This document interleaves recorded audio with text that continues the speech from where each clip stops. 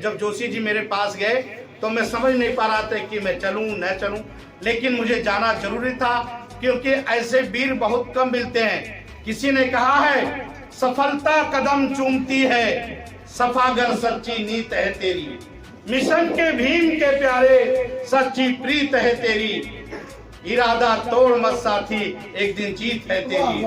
चढ़ेगा क्या जो कभी गिरा ना हो, चढ़ेगा क्या जो कभी गिरा ना हो, और गिरेगा क्या जो कभी चढ़ा ना हो, इरादा तोड़ मत साथी एक दिन जीत है तेरी।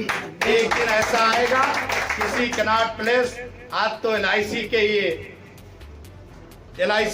के जनरल सेक्रेटरी हैं, हो सके LIC के मंत्री भी बन सकते हैं। वो समय आएगा आप लोगों के सहयोग से, एक दिन समय आया है, उस समय का इंतजार करिए और तय आपको करना है कि कहां से चुनाव लड़ना है और कहां से चुनाव लड़ करके आपको जीतना है। वो तो आपके साथियों के साथ के मिल करना है। अगर हमारे लायक कोई सेवा होगा तो मैं आपके लिए दिन रात खड़ा हूं, क्योंकि ऐसे व्यक्ति की चुनने का जिम्मेदारी मुझे मिलता रहता है और मैं ऐसे होनहार बच्चे को आगे बढ़ाने का काम करता हूं। और दुनिया में मैं कुछ नहीं कर रहा हूं। 97 में मैंने सरकारी नौकरी छोड़ा, 96 में एक बार मैंने चीवर पहन लिया और उसके बाद मेरे समझ में नहीं आया तो मैंने चीवर उतार दिया। तो चीवर उतार के घूमने लगा तो 97 में नौकरी मिल गई। मेरे गुरुजी ने कहा कि बटलर स्कूल हूँ। हमारे बीच में आदरणीय जोशी जी जो समता सैनिक दल, परिसंघ, कई संस्थाओं के संरक्षक हैं, भारत की सबसे बड़ी यूनियन के राष्ट्रीय महामंत्री अशोक जी जो रेलवे के भारत का सबसे बड़ा हमारा दलित यूनियन है, उसके वो राष्ट्रीय महामंत्री हैं। वकील साहब आप जी बहुत अच्छी बात बोल रहे थे। 97 में मुझे एक दिन चीज याद आ रही है, हमारे बीच में पूर्व IPS OP जी बैठे हैं जिन्होंने इसी कनाट प्लेस में 1 लाख मुद्दा कलम का भी स्थापना हुआ था आप द्वारा। तो लंबे समय से हम लोग काम कर रहे हैं और चौधरी साहब को मैं इतना ही कहूंगा, बहुत ज्यादा मैं नहीं बोलूंगा। हम लोग जहां हैं कुछ ना कुछ काम करते रहते हैं। सरकार से लड़के 6 महीना पहले मेरे पास एक वकील साहब आए सुप्रीम कोर्ट से, सतबीर सिंह, और उन्होंने मुझसे कहा बंते जी मैं आपके साथ मिलकर काम करना चाहता हूं, मैं आपके संस्था को कुछ वकीलों को दूंगा जो काम करेंगे। माननीय मेघवाल जी उस समय मंत्री नहीं थे कानून, तो रिजवी जी थे, मैंने उनको अपने साथ जोड़ा और मेघवाल जी जैसे कानून मंत्री हुए तो उनके स्वागत समारोह में मैंने उनको कहा कि आप आइए। और जब मुझे मौका लगता है तो मैं अपने समाज के लिए काम करता रहता हूं, दुनिया कुछ भी कहे मुझे परवाह नहीं है। तो सतबीर जी ने मुझे कहा कि बंते जी एक मौका है, आपने कहा था उत्तर प्रदेश में बहुत सारे जज बन रहे हैं, वकील, मैं दलित समाज से आता हूं, मेरी पैरवी करिए और मैं भी उस लायक बनूं। तो मैंने कहा कि पिछले साल अगर दिवाकर जी को RSS ने भेजा है जज बनाकर, तो बनते राहुल आपको वादा करता है कि आपको जज बना करके भेजेगा।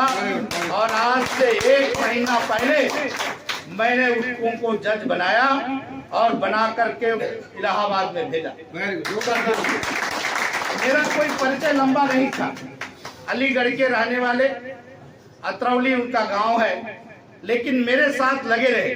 काम करने का बहाना होना चाहिए, जैसे आज चौधरी साहब इतनी अच्छी चीजों को बनाकर यहाँ बैठे हैं। सांसद आपके लिए बहुत छोटी चीज है। सांसद 2017 में मुझे ऑफर मिला था, लेकिन मैंने कहा मुझे MP MLA नहीं बनना, जाना ही नहीं है। 2017 में मैंने कहा अगर मुझे कुछ देना चाहते हो तो जब मैं गुजरात में भ्रमण करता हूं, दिल्ली में भ्रमण करता हूं, मंदिरों के तरफ मुझे ले जाते हो तो मुझे देखकर लालच लगता है कि दिल्ली के एनसीआर में हमारा बौद्ध मठ इतना बड़ा क्यों नहीं, क्यों नहीं प्रधानमंत्री आए, क्यों नहीं राष्ट्रपति मेरे बौद्ध मठ में आए। तो मैंने सरकार को 2017 में एक लेटर लिखा शहरी विकास मंत्रालय को कि आसाराम बापू के बगल में बहुत सारे डीडीए के जमीन पड़े हुए हैं और मैं नक्शा बना के देता हूं कि इंटरनेशनल बुद्धिस्ट सेंटर में बनाऊंगा जिसमें हर साल 1000 श्रामीण पैदा होंगे। अगर गुरुकुल पे 1 लाख पैदा होते हैं तो मैं शुरुआत 1000 से चालू करूंगा। साथियों, 15 दिन पहले गृह मंत्री जी ने मुझे बुलाया और कहा कि आपने 3 एकड़ मांगा था लेकिन मैंने 2.25 एकड़ आपको जमीन आपके संस्था के नाम पे अलॉट कर दिया है। ये है उसकी काम करने की बहाना चाहिए। मैंने साथियों ये वादा किया है कि 14 अप्रैल को उसका भूमि पूजन होगा। बाहर के प्रधानमंत्री जी से हमारे देश के प्रधानमंत्री भी उपस्थित रहेंगे, लेकिन उसी दिन से बाबा साहब डॉक्टर अंबेडकर के जन्मदिन से रात दिन यानी 12 बजे से लेकर 2 बजे तक और 7 से लेकर 9 बजे तक निस्दिन भोजन भीम भोजन चलता रहेगा।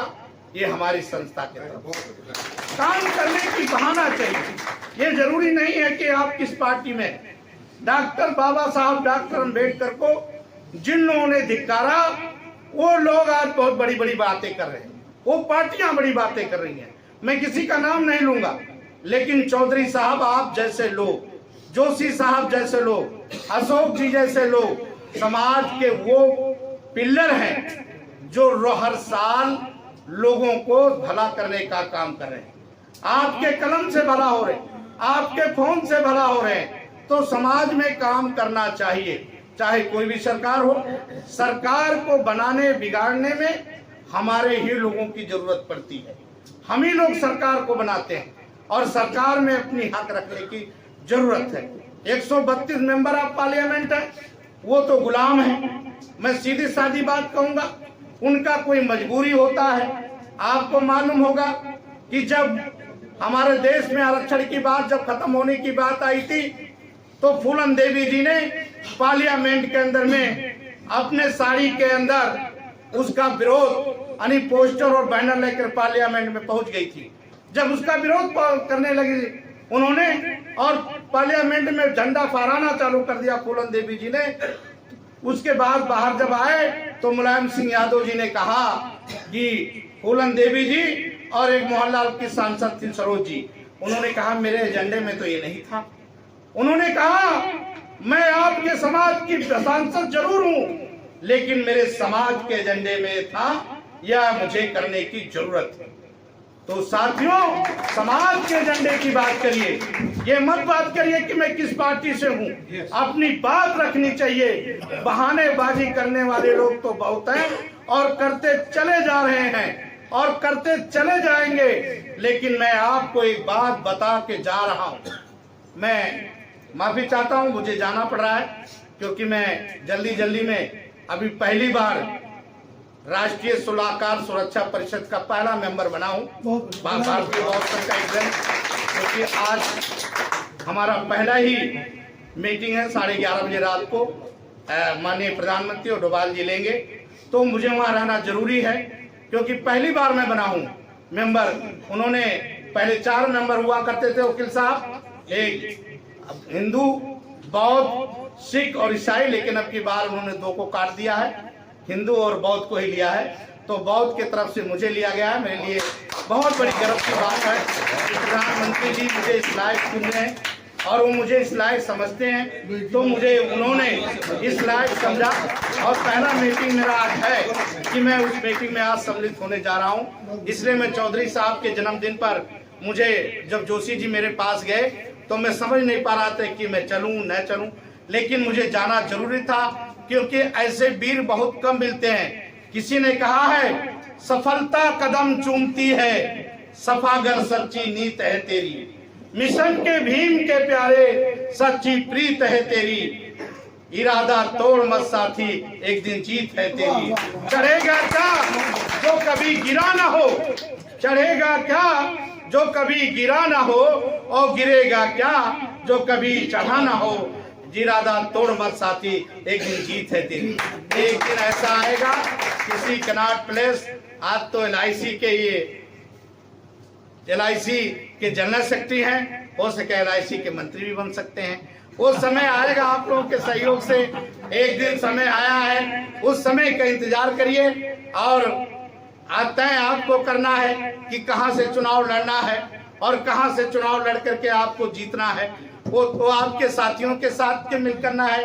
अगर हमारे लायक कोई सेवा होगा तो मैं आपके लिए दिन रात खड़ा हूं, क्योंकि ऐसे व्यक्ति की चुनने का जिम्मेदारी मुझे मिलता रहता है और मैं ऐसे होनहार बच्चे को आगे बढ़ाने का काम करता हूं। और दुनिया में मैं कुछ नहीं कर रहा हूं।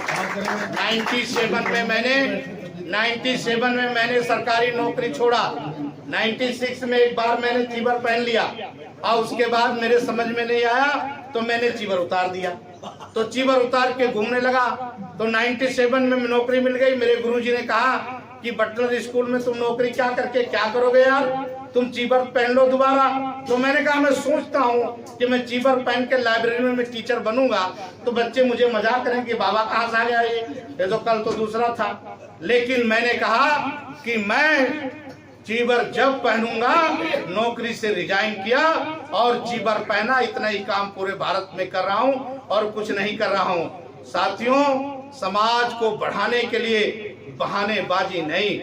आज आपको मैं माइक की तरफ नहीं, सच्चाई है कि आज मेरे कई शिष्य सांसद हैं, कई मंत्री हैं, सुबह से शाम तक मुझे 150, 200, 250, 400 लोग मुझसे मिलने आते हैं, अपॉइंटमेंट लेते हैं। मुझे गर्व है किस पे कि अगर डॉक्टर अंबेडकर नहीं होते तो शायद किसी गांव में किसी ब्राह्मण ठाकुर की मजदूरी करता और मेरी दशा वो होती। अगर मैं आज यहाँ पहुंचा हूँ, मैं एक बात बताना चाहता हूँ कि अगर मैं भगवान बुद्ध को अपना भगवान मानता हूँ तो भगवान बुद्ध को मैं नहीं जानता था कि कौन भगवान बुद्ध है। तो भगवान बुद्ध के बाद अगर मैं किसी को भगवान मानता हूँ तो बाबा साहब डॉक्टर अंबेडकर को, तो बुद्ध का रास्ता डॉक्टर अंबेडकर ने हमें दिया है। इसलिए KP चौधरी साहब, वो दिन दूर नहीं है जब आप पार्लियामेंट में जा करके और समाज की बात को करेंगे। जय भीम, जय भारत, नमो बुद्धाय, जय भारत।